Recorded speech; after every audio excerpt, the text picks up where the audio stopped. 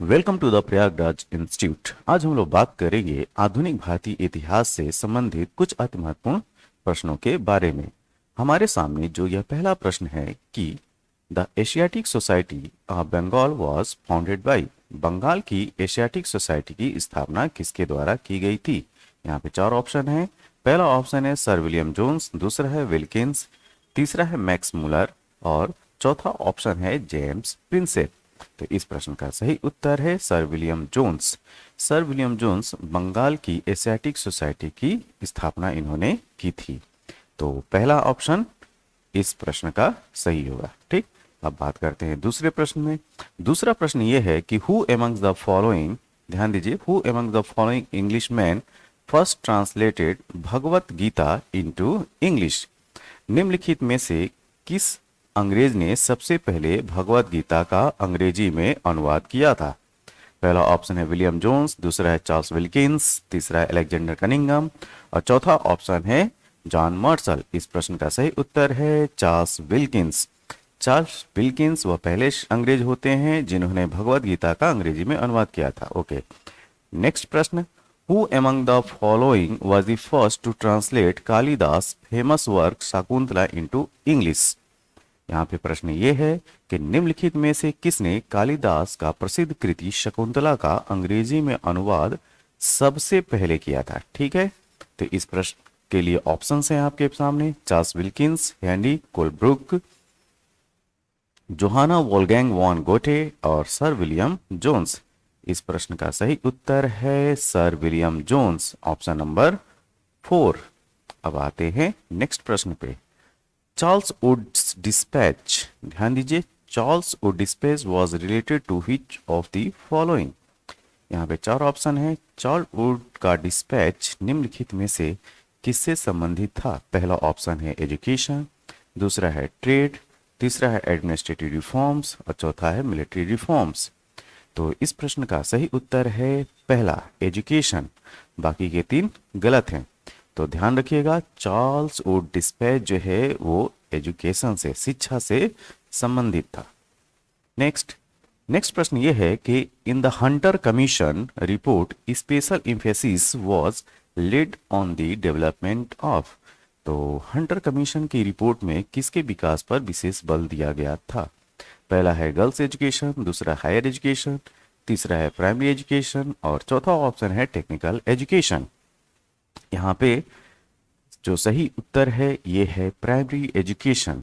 ठीक, तो Hunter commission की रिपोर्ट में जो एम्फेसिस की गई थी वो थी प्राइमरी एजुकेशन। तो ऑप्शन नंबर 3 इसका सही उत्तर है। Next, Sadler commission was related to, Sadler आयोग का संबंध किससे था। पहला ऑप्शन है जुडिशरी, दूसरा है रेवेन्यू एडमिनिस्ट्रेशन, तीसरा है एजुकेशन और चौथा ऑप्शन है पुलिस एडमिनिस्ट्रेशन। तो इसका सही उत्तर है एजुकेशन, तो इसका ऑप्शन है 3। Next, when did the British government appoint Sadler university commission for reforms in education.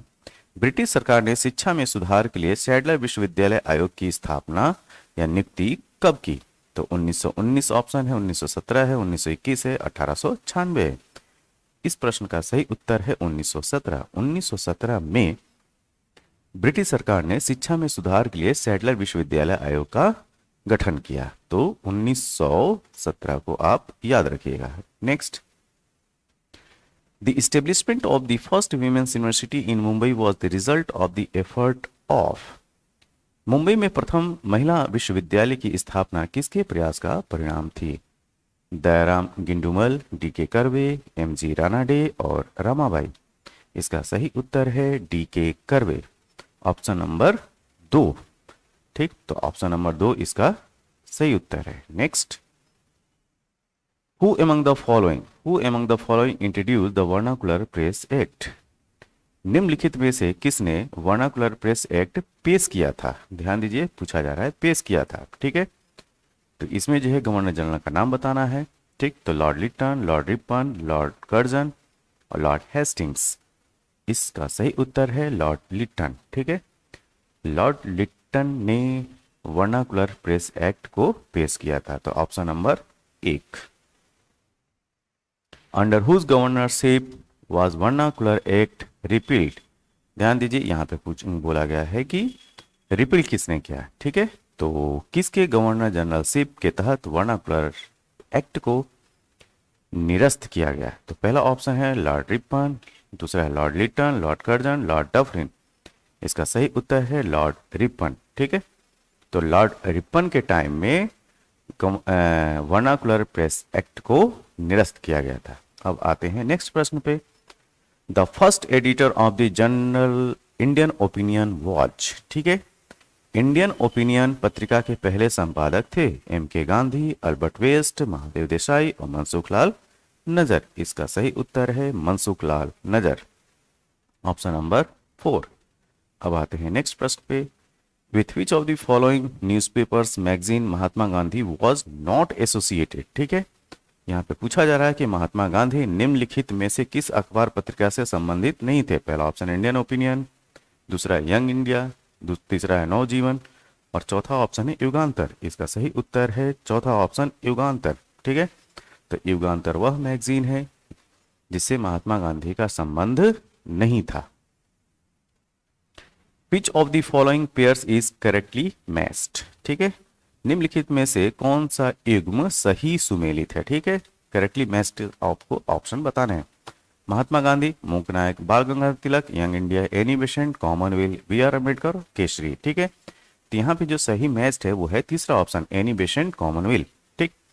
Next, ब्रह्म समाज वॉज फाउंडेड बाय। ब्रह्म समाज की स्थापना किसके द्वारा की गई थी, ठीक है। यहाँ पे 4 ऑप्शन है, दयानंद सरस्वती, स्वामी विवेकानंद, केशव चंद्र सेन और राम मोहन रॉय। इसका सही उत्तर है राम मोहन रॉय, या ये कहें राजा राम मोहन रॉय। तो ब्रह्म समाज की स्थापना किसने की? Raja Ram Mohan Roy, option number 4। अब आते हैं नेक्स्ट प्रश्न पे। The first society founded by Raja Ram Mohan Roy was. Raja Ram Mohan Roy द्वारा स्थापित प्रथम संस्था का नाम बताना है। पहला ऑप्शन है ब्रह्म समाज, दूसरा है आत्मीय सभा, तीसरा है ब्रह्म सभा और चौथा है तत्वबोधिनी सभा। इस प्रश्न का सही उत्तर है आत्मीय सभा, ऑप्शन नंबर 2। अब बात करते हैं next.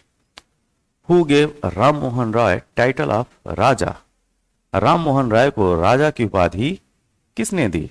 Lord William Bentinck, Akbar second, the followers of Brahmo Samaj और चौथा ऑप्शन है intellectuals who opposed sati practice. सती प्रथा का विरोध करने वाले बुद्धिजीवी। इस प्रश्न का सही उत्तर है अकबर द्वितीय, ठीक है। तो इस हिसाब से इस प्रश्न का उत्तर हो गया 2। अब आते हैं नेक्स्ट। द फाउंडर ऑफ भारतीय ब्रह्म समाज। भारतीय ब्रह्म समाज के संस्थापक थे। 4 ऑप्शन है, देवेंद्र टैगोर, ईश्वर चंद्र विद्यासागर, केशव चंद्र सेन और राजा राम मोहन रॉय। इस प्रश्न का सही उत्तर है Keshav Chandra Sen, option number 3। Next, who founded Adi Brahmo समाज, ठीक है। प्रश्न यह है कि आदि ब्रह्म समाज की स्थापना किसने की? देवेंद्र टैगोर, केशव चंद्र सेन, राजा राम मोहन रॉय और रविन्द्रनाथ टैगोर। इसका सही उत्तर है पहला, देवेंद्रनाथ टैगोर। नेक्स्ट प्रश्न हमारे सामने यह है कि when did Swami Vivekananda deliver his speech world religion conference in Chicago. Swami Vivekananda ने शिकागो में विश्व धर्म सम्मेलन में अपना भाषण कब दिया? 1863, 1893, 1881, 1894। इस प्रश्न का सही उत्तर है सेकंड, 1893। 1893 में स्वामी विवेकानंद ने शिकागो में विश्व धर्म सम्मेलन में अपना भाषण दिया था।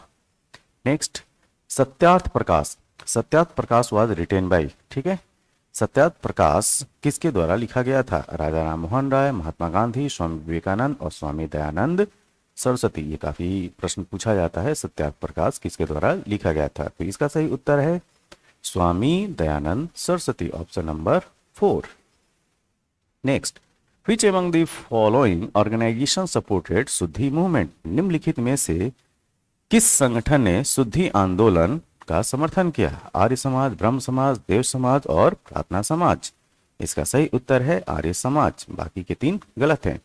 तो इस तरीके से पहला ऑप्शन इसका सही है। तो आर्य समाज वह संगठन था जिसने शुद्धि आंदोलन का समर्थन किया था। अब आते हैं 22वें नंबर प्रश्न पे। Which one of the following was the author of गुलामगिरी? निम्नलिखित में से कौन गुलामगिरी के लेखक थे? बी आर अम्बेडकर, ज्योतिबा फूले, महात्मा गांधी और पेरियार। इस प्रश्न का सही उत्तर है ज्योतिबा फूले, ऑप्शन नंबर 2। ठीक है, तो गुलामगिरी के लेखक ज्योतिबा फूले थे। अब आते हैं 23 number. Which reformers of Maharashtra is also known as Lokhitwadi? Maharashtra के किस सुधारक को लोकहितवादी के नाम से भी जाना जाता है? एम जी रानाडे, गोपाल कृष्ण गोखले, पंडित रामाबाई और गोपाल हरि देशमुख। यहाँ पे जो ऑप्शन है वो है ऑप्शन नंबर 4 सही है। ठीक, गोपाल हरि देशमुख को महाराष्ट्र के लोकहितवादी के नाम से भी जाना जाता है। Next, in which year the Hindu window remarriage act was passed? यहाँ पे बताना है कि हिंदू विधवा पुनर्विवाह अधिनियम किस वर्ष में पारित किया गया? 1856, 1858, 1859 और 1862। इसका सही उत्तर है 1856, 1856। 1856 में the Hindu window remarriage act को पास किया गया था। अब आते हैं इस वीडियो के लास्ट प्रश्न पे। प्रश्न ये है कि in which year the native marriage act was passed?